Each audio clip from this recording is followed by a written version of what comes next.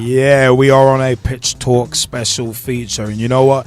There's been massive news in the Football League, and there's been massive news in regards to the world of football generally, in regards to women in football. This Pitch Talk special feature is called Game Changers. And the reason why, Chelsea Dr Eva Carneiro settles dismissal case. This is from the 7th of June 2016. Former Chelsea doctor Eva Carneiro has settled her dismissal claim against the club on confidential terms. Dr Carneiro, who claimed constructive dismissal against Chelsea, also reached a discrimination settlement against the club's former manager Jose Mourinho. Chelsea said it apologised unreservedly to the former first-team doctor for the distress caused. On Monday, it emerged Chelsea had offered Dr Carneiro £1.2 million to settle her claims, which she had rejected. In a statement, Dr Carneiro said, "I am relieved that today we have been able to conclude this tribunal case. It has been an extremely difficult and distressing time for me and my family, and I now look forward to moving on with my life. My priority has always been the health and safety of the players and fulfilling my duty of care as a doctor."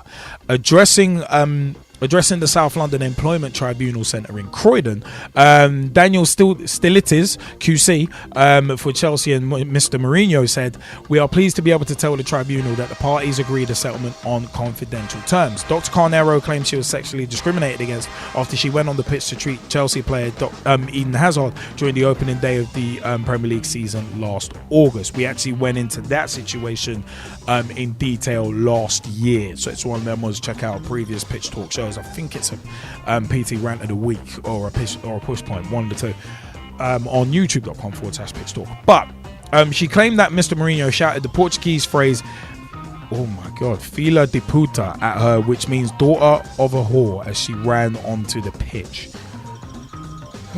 Good lord. A lot of class in it. Hazard had to leave the pitch briefly, leaving the team with only 9 men at what Mr Mourinho claimed was a crucial stage in the game. Chelsea went on to draw 2-2 with Swansea, and Mr Mourinho publicly criticised both Dr Carneiro and first team physio John Thurn for being impulsive and naive. Dr Carneiro left the club in September after being demoted. Although she will have her critics, this was a major victory for Dr Carneiro, who fought for justice in the male-dominated world of Premier League football. I'm going to come back into that later. Jose Mourinho's new employers, Manchester United, would also have been keen to ensure that this did not drag on any longer. And, of course, Chelsea Football Club would have been keen to avoid the potential embarrassment of a personal feud going even more public. Now, it is one of them ones, apparently, if this had gone on, because this was expected to last like 7 to 10 days, then details of what was said, emails, texts, all that kind of thing would have been made public. So it's one of them ones that actually that's not gonna obviously look good on Chelsea. But it is one of them ones. Chelsea said in a statement, the club regrets the circumstances which led to Dr Carneiro leaving the club and apologises unreservedly to her and her family for the distress caused. We wish to place on record that in running onto the pitch, Dr Carneiro was following both the rules of the game and fulfilling her responsibility to the players as a doctor, putting their safety first, which is what we discussed last year on PT Live about the situation. It added, Jose Mourinho also thanked Dr Carneiro for the excellent and dedicated support she provided as first team doctor, and he wishes her a successful career. In a statement to the tribunal, Mr Mourinho, who was sacked by Chelsea in December after a run of poor form, conceded that he used the term filho de puta, meaning son of a whore, and insisted he had been using it throughout the match. It's not a good thing. It's not a good thing. It's like being the most popular man in prison. It's not a good thing. But Mary O'Rourke, QC, acting for Dr Carneiro, told the tribunal on Monday Mourinho, uses the word fila because he is abusing a woman.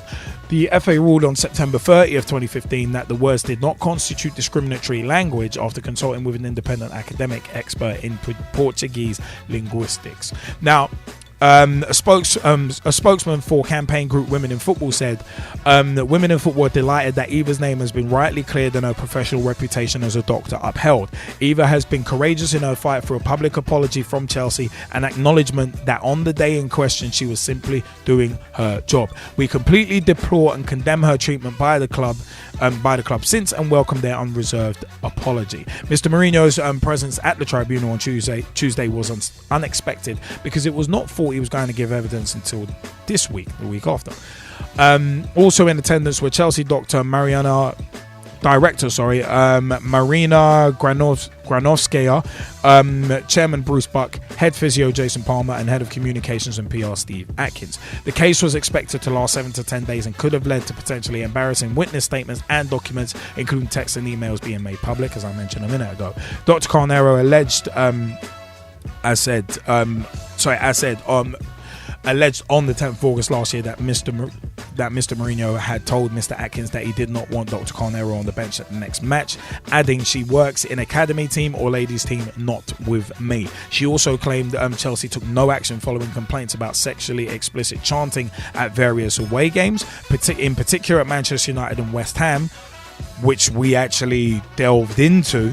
The Man United one especially, and the lack of female changing facilities. Further allegations were that she was not provided with a club suit and regularly had to endure sexually explicit comments from her colleagues.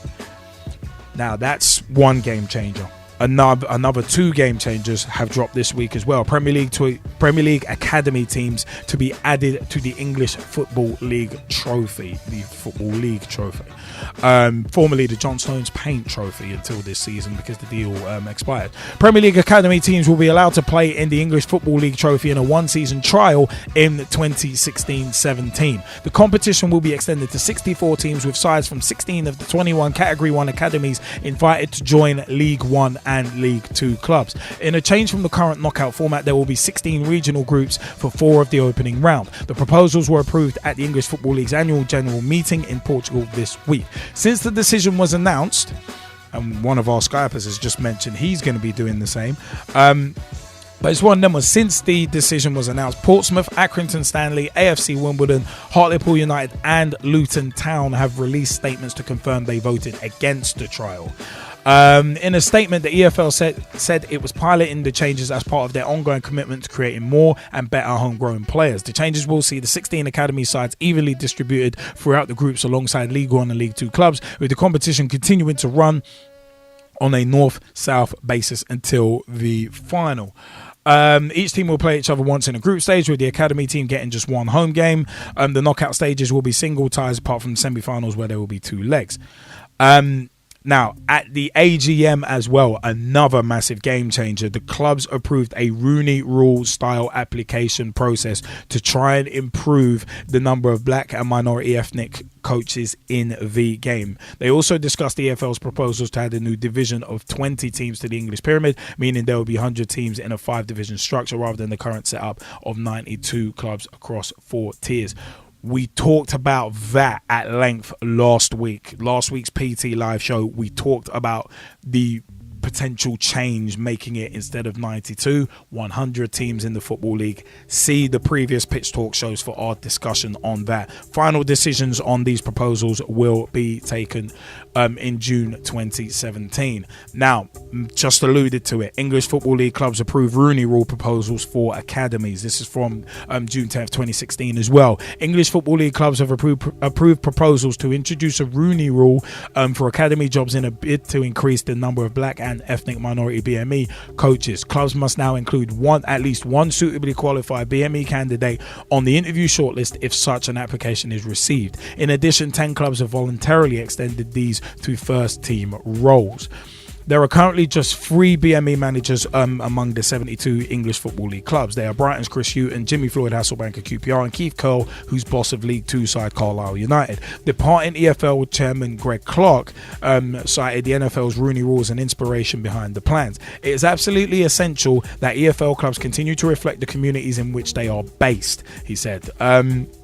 It is clear to us that we currently have an underrepresentation of BME managers and coaches at club level, and it is therefore the right time to take proportionate action to ensure the best talent from all backgrounds is given a fair opportunity to enter and progress through the system. I believe this is an important moment for sport in this country, and I'm very proud that it is our clubs leading the way. They have done the right thing and deserve considerable credit. The Rooney Rule requires NFL teams to interview at least one black or ethnic minority candidate for head coaching and senior football operation opportunities that become available. Now, mandatory academy code.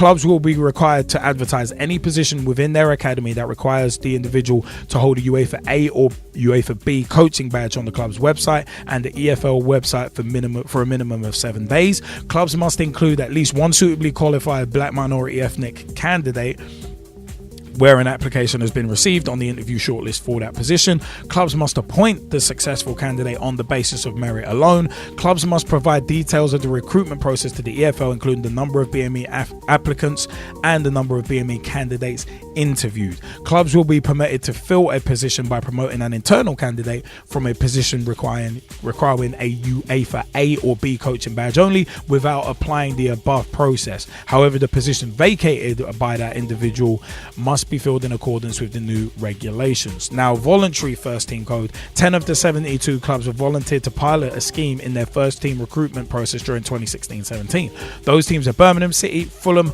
Huddersfield Town, Wolves, Chesterfield, Coventry City, Millwall, Peterborough United, Accrington Stanley and Carlisle United.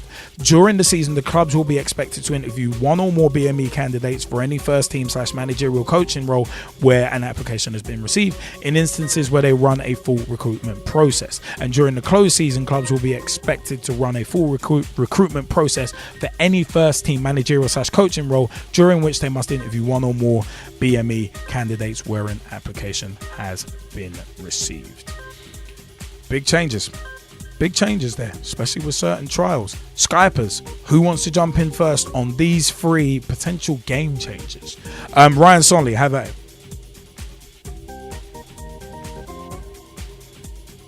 Yeah, I'm going to obviously jump in on the EFL trophy. Isn't it called the English Football League? Not the English Football League and Premier League Academy teams? Yeah. Obviously, I'm going to be boycotting it due to it being Premier League B teams being added into it. I think it's going to ruin it. And obviously, if any team should be in this competition, I mean, it should just be the League 1 and League 2 teams. And, I mean, it's always been like that, apart from 2001 season, where they added 8 conference teams, if I remember correctly. But that didn't go to plan, and they kept it back to League 1 and 2. And I mean, they're adding 16 Premier League B teams. I mean, obviously, it's not going to be the Premier League teams, because obviously they've got to be in the high league of the under 21s. But I think it's wrong. I mean, they're going to have one game at their home venue in the group stage as well. And I think it's just going to ruin the EFL trophy, as it should be called, not the EFL trophy and Premier League Academy trophy. And I think that it's going to be ruined, and I think if anyone should boycott it, I think most League 1 and League 2 fans will be boycotting it. I mean, it's interesting that you mentioned boycotting, because I said 10 teams actually said they voted against it, which I'm going to come into in a minute.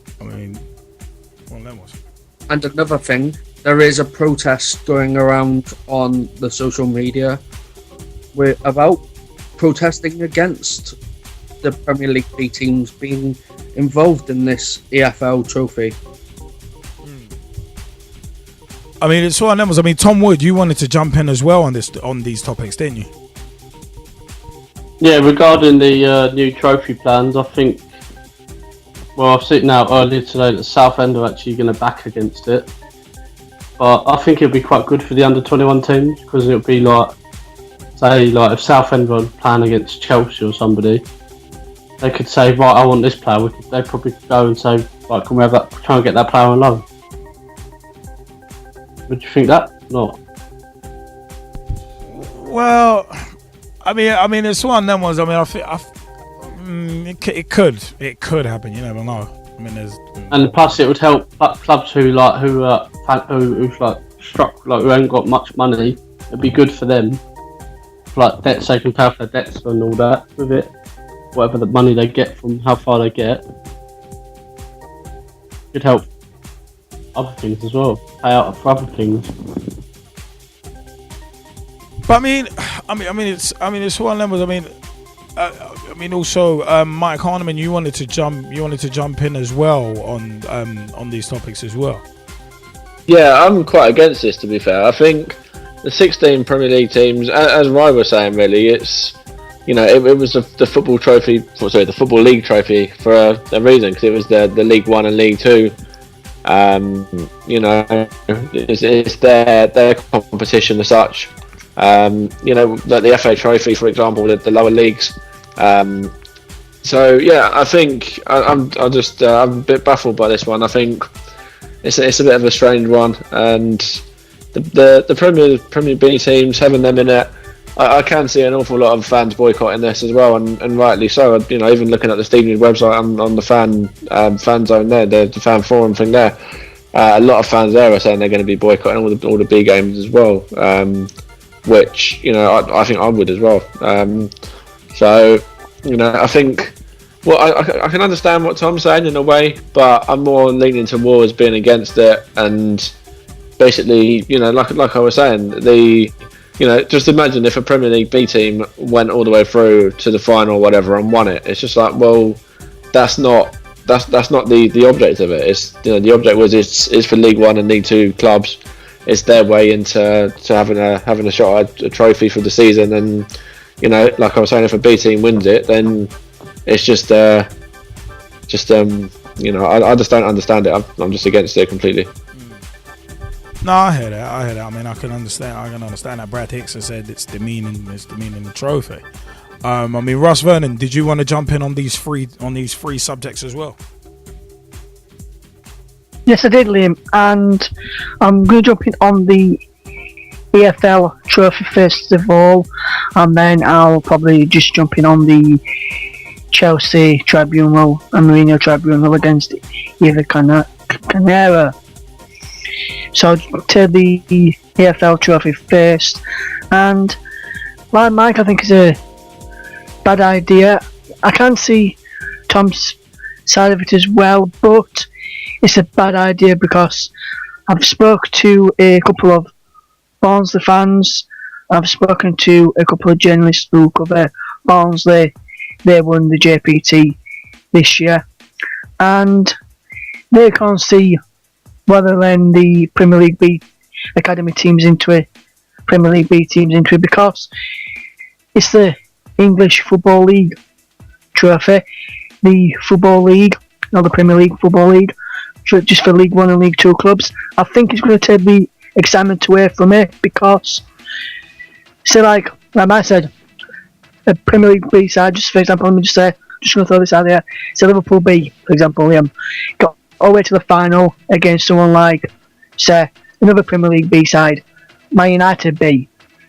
Well, then the League One and League Two clubs are going to be thinking, hang on, this is not fair. It should be just for us, where they're getting a chance to play Wembley in this competition, when it should be just for the Football League side. So I think a lot of the fans are going to boycott it. Spoke to a couple of Barnsley fans. They said they're going to boycott it. I know one of my friends, he's a Tottenham fan, but doesn't watch Barnsley with his dad and his mum. He says all those three are going to boycott it as well. And when they follow, because they go and watch Sheffield United as well sometimes, Liam. So I think quite a lot of fans in League One, League and League Two will boycott it. I think maybe even some Premier League fans for their Premier League B sides may boycott it as well, because I don't think many of the Premier League fans go and watch like the under-21s reserve side that often. So those sort of games won't get many fans in the crowd, so I think that'll be scrapped after the trial. On to the Carniero's tribunal with Chelsea. I think where they treated it was disgusting. I think she didn't do no wrong in the first place. So why should she get sacked? And I'm glad that they've agreed to a settlement, and that's all done and dusted now. So, and I can put behind us. I don't have a view on the last one that you mentioned, Liam. So that's my opinion on this. Back over to you. Fair dues. I mean, Jamie Bailey, did you want to jump in as well? Because you did mention something about the Rooney rule in the football league. But if you want to take all three subjects that we just dropped in, have at it, man. What's your view? The Rooney rule should have been brought in, and I'm assuming that it's the same Rooney rule from the NFL. Yes, exactly the same. Yeah. Yeah, so it should have been brought in years ago, probably 10 years ago, when everybody was starting to bring in money into the system. Also, this Eva Carneiro thing is just like talking about England versus Russia in the stadiums. Just sort it out and get over it. I know she turned down a bit of money, but again, okay, fair enough, you turned down the money, so get on with it and stop telling everybody what's the situation. It can be written into the history books that you won the case once it's finished. It's a bit more important than that, though. It is actually a bit more important than that. But carry on with your view, and I'm going to come back onto why. No, I see what you're talking about, because it's basically to do with two things: employment rights of women, and also employment rights of anyone in that position, basically being sacked for pretty much next to nothing. I don't know I can't even remember what she got sacked for. So, hence the reason why I don't really want to talk about it. She's got into that point of, okay, well, this is what it is. Well, she basically got demoted. Well, she left the club, but she basically got demoted for doing her job. Yeah, that's what I'm saying. Okay, that's basically what some people have done. If you look at the Formula One, one of the top drivers, Max Verstappen, he got promoted after they demoted somebody from for one of their teams, Red Bull. I'm talking about, and I'm not talking about the drink, and the car does not fly on wings. So yeah, I still think it's one of those where you can just deal with it and not have to be told it every single time. Yes, Ryan, you can jump back in later on. Also, what was the other thing again? This EFL trophy is... Yeah, the EFL trophy, 16 Premier League academy teams being involved in that. Yeah, it's the same thing with the Scottish trophy, where they said that they're going to bring Northern Irish and Welsh teams into it. Okay, well, it's not the Scottish trophy anymore, so why are you calling it still the Scottish trophy? That's one thing for me. Something else is just like, okay, seriously, you need to put under 20. It's the only thing it's really going to do is give a talent pool to Roy Hodgson, a bigger talent pool to Roy Hodgson, so that he can say, oh well, we don't just have Jack Wilshere. When really and truly he has to look at the under 21s that he's got now, who have just won a major tournament, and not just put them on TV just because it makes it more easier for him to choose a player. It's just pointless. If the like as I keep saying, if the FA and the Premier League want to just have a little sit down and a chat and say this is what we want to do, then by all means, I think the FA should really take back what the Premier League is all about. You're putting in you're putting in a whole bunch of money. That's fine, but the FA need to look at it as we need to put together the best English team as well, whilst making this possibly the best leagues at the same time. And if we can't do both at the same time, then that's fine. We're just going to have to make it the best talent pool of English players that we've ever had. So I just look at it as more of an idea that will probably take off and not go anywhere.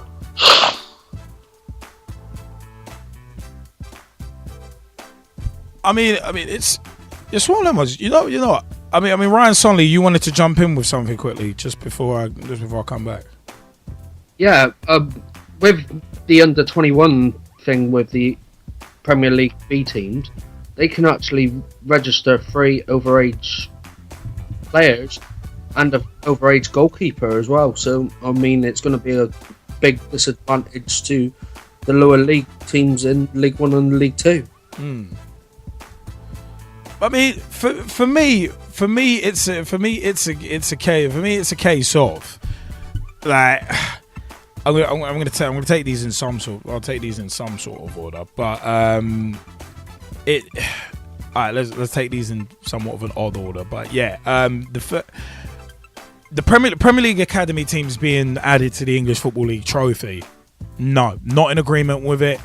We discussed the potential of Premier League B teams being involved in League 1, League 2 and the Championship. I was against it. I was against Greg Dyke's idea then, and I'm against this idea that's been supposedly approved at the Football League AGM.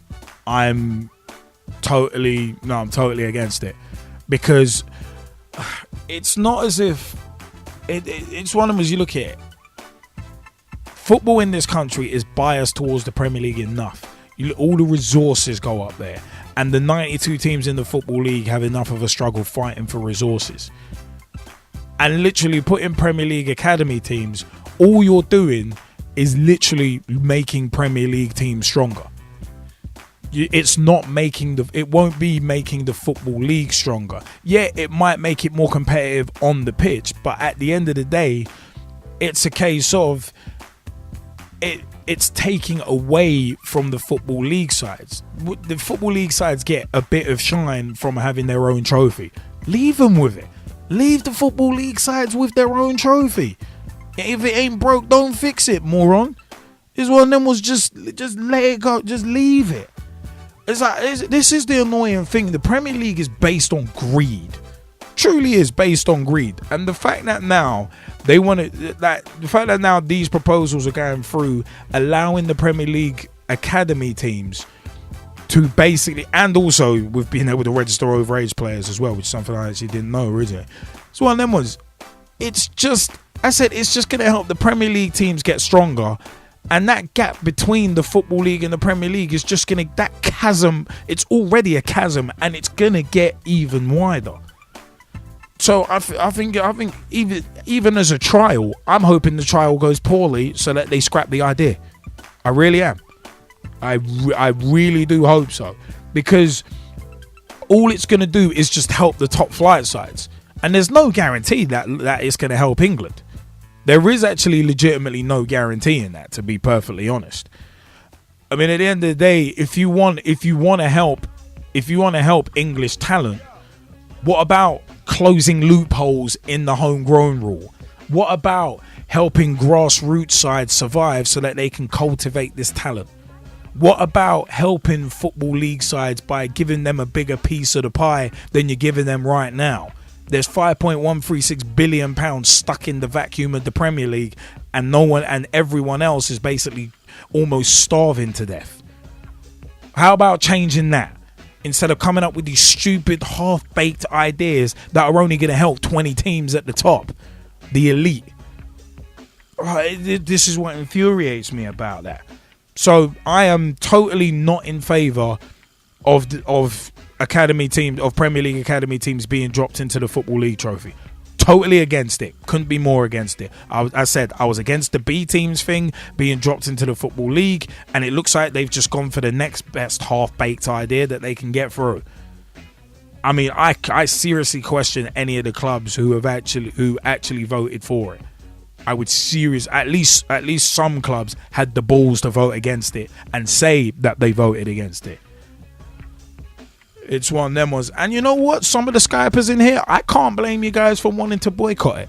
Because at the end of the day, just like the crap factor, or as most call it, X factor, it's one of them ones. If you don't like the program and you think it's fixed, you think it's rigged or whatever, vote with your remote. Vote with your feet. Move.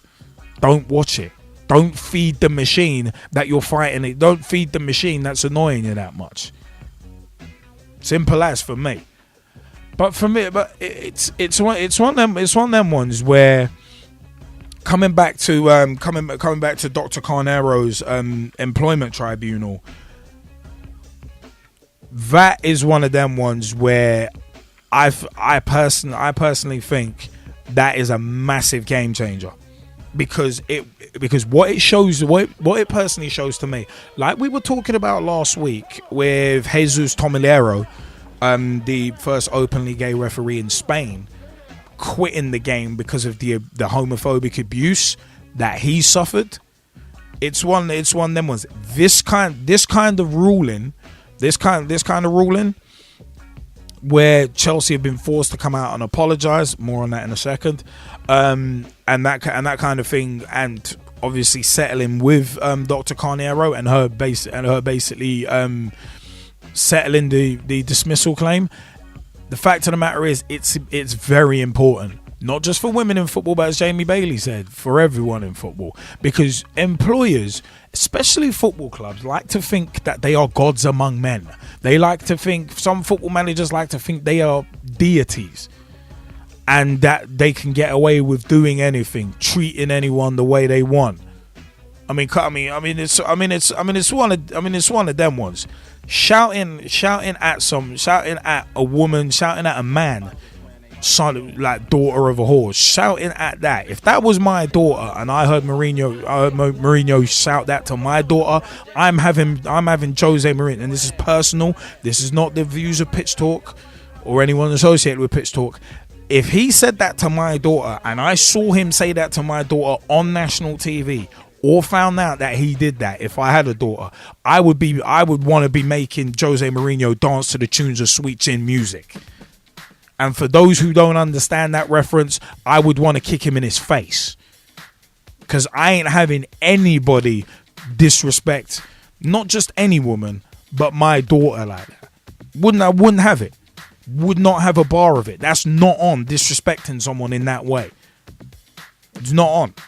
And the worst thing is disrespecting her in that way when she's just doing her job. This is the whole joke about this.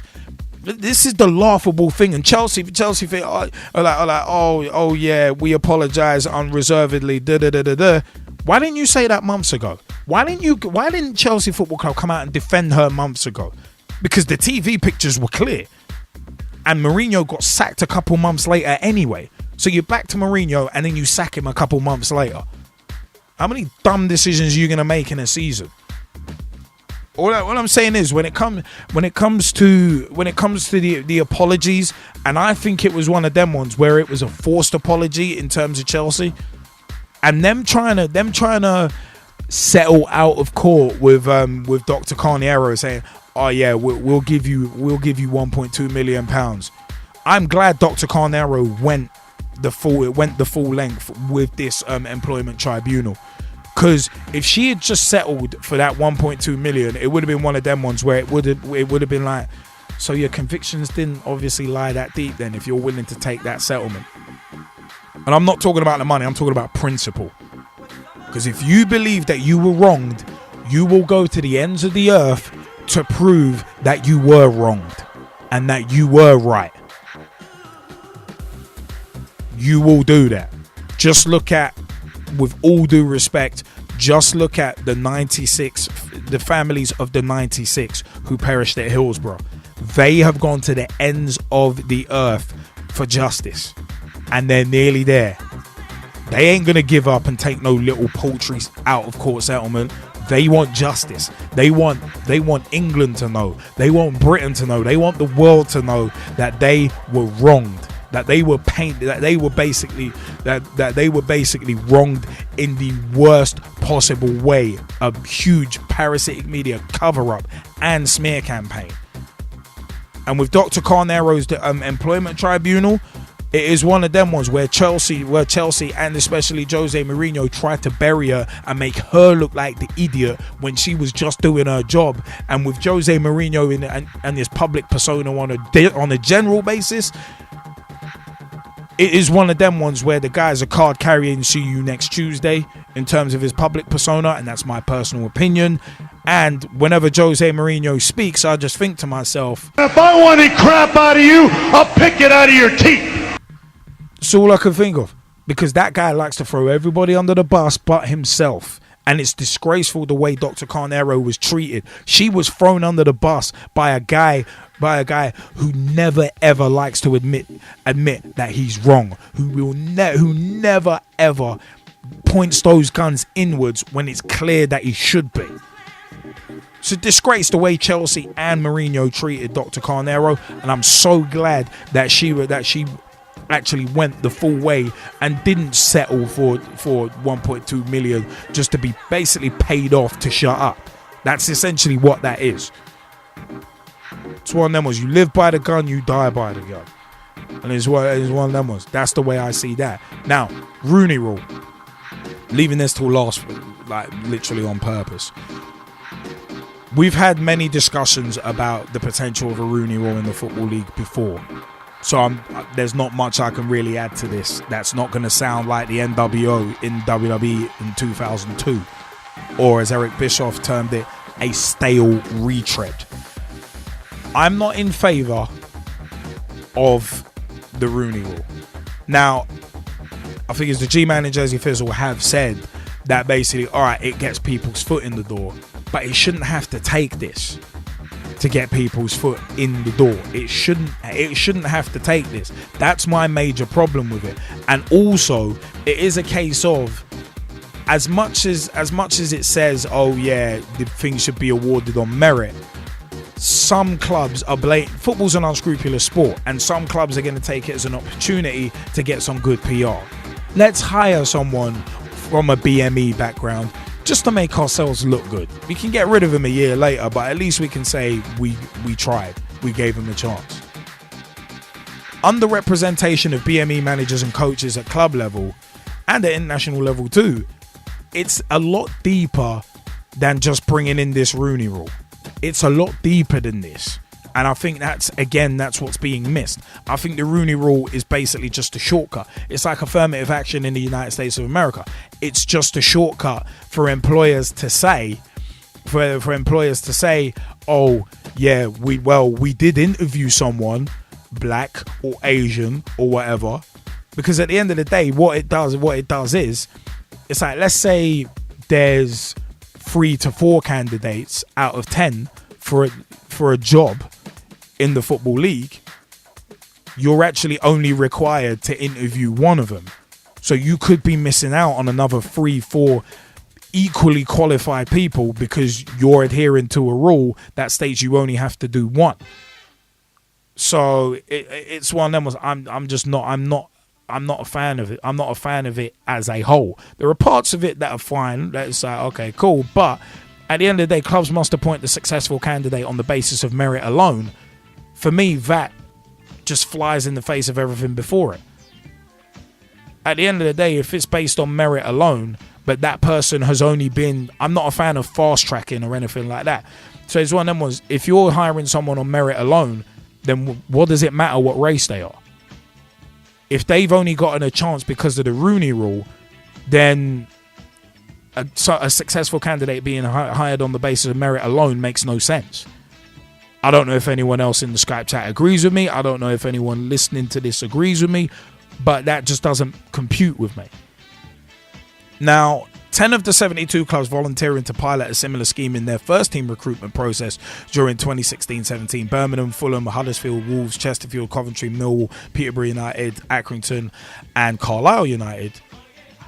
But why? My question is, why weren't you doing it in the first place? Why did it have to take the announcement of this for you to announce that you're doing that? Why didn't you do it before? That would be my question. So I'd be looking at it thinking, mate, it's a day late and $1 short. And as said, why were you not doing these things before? It's like running a business properly. If you can run a business properly now, why were you not running it properly before? What were you doing? That's the way I look at it. That's the way I would look at it. And I say, I mean, yes, at least it's something, but I'm just not a fan of it. I'm sorry, but I'm just not a fan of it. And also, the focus is always on black minority ethnic. Why not just say minority ethnic? This is the terminology kind of annoys me to an extent as well, where it's just one of them ones. I mean, providing details of the recruitment process, number of BME applicants, BME candidates interviewed. There's a huge even though, yeah, I'm a black man myself. I'm proud to admit that. But the fact of the matter is, yes, there's an underrepresentation with us. But the fact of the matter is, I said I don't think these kind of rules really look in depth at the problem. All this Rooney rule I think is going to do is just basically give clubs an escape clause, just to say, right, we interviewed someone black, we interviewed someone Asian. That's all we have to do. You asked us to do that. That's all you're asking. It's one of them ones. It's an easy get out clause because it's not looking at the actual problem that we on youtube.com/pitch talk on the road at Judan Ali's open training session. It's one of them ones. Have a look at the extras for that because we asked Asians in football, what's stopping them getting into it? We asked that question, and in a few minutes you look at the answers we got. I don't think the powers that be are doing that. I don't think they're going to that level, and that's what they need to do to arrest it. Not throwing out a rule, not throwing out a rule that almost closes as many doors as it does open. I mean, Jamie Bailey, that's something interesting you just said in the Skype chat. I would like you to repeat that to everyone. Yeah, apparently the Asian community is not really part of the, according to the FA, apparently. The Asian community is not a part of the. Oh, Jamie, you've gone a bit muffled. Can't seem to hear you properly. Can you hear me? Yep, loud and clear. How about it? Just saying that the Asian community, apparently the Asian community has basically been, according to the FA, are basically more cricketers, racistly, basically more cricketers than they are footballers. So what they're basically saying is Asians can play better at cricket than they do at football. Yeah. And people like Manisha Taylor and others like the movement over in West Ealing, they've basically gone, okay, well, you can do whatever you want in the area, but you're not going to ever make it higher than that. Well, it's that's basically what they're saying. Yeah, I mean, individuals such as Manisha Taylor and her Swagalicious venture, and big shout out to her, and also Samir Sawney with Motivate Sports and Fitness. It's all about inclusion, and that is the one thing that I think the FA are missing the point on. To quote a line from John Cena's Basic Thugonomics, like a broken needle, kid, you're missing the point. I think he's one of them ones. Not you in particular, Jamie. I mean the FA and the powers that be in football. It's a case of if you really wanna find out why there's underrepresentation, it's going to take time to find that out. It's going to take going into communities and asking the question. We've done it before. We've got absolutely zero budget. Time with us, time is tight because the three of us co-hosts work full-time jobs. It's one of them ones, and we've managed to do it. The powers that be, you got all these think tanks who are set up to do this, and they ain't doing it. So what are they doing? Sitting on their hands at home, thinking of the next PR spin. It's one of them. This is why I don't get. And you know what? This is why it's one of them ones where this is why, as a footballing nation, we're not going to succeed, because not only are we botching and doing the wrong things, the wrong questions are being asked, the wrong places are being looked in to get answers to those questions. And these are systemic failings as well. So it's frustrating. That's why I can't be fully on board with a Rooney rule. I really can't be.